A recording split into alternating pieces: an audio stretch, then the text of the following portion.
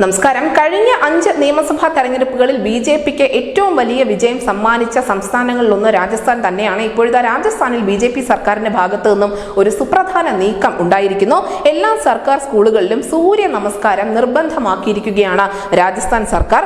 ഇന്ന് മുതലാണ് ഈ തീരുമാനം പ്രാബല്യത്തിൽ വന്നിരിക്കുന്നത്.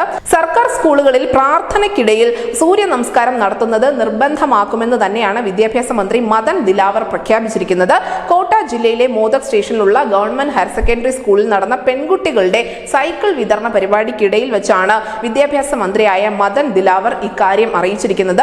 മാസത്തിലൊരിക്കൽ ശുചിത്വ ക്യാമ്പയിൻ നടത്തി ഗ്രാമങ്ങളും പട്ടണങ്ങളും നഗരങ്ങളും വൃത്തിയാക്കണമെന്നും വിദ്യാഭ്യാസ മന്ത്രി അറിയിച്ചിട്ടുണ്ട്.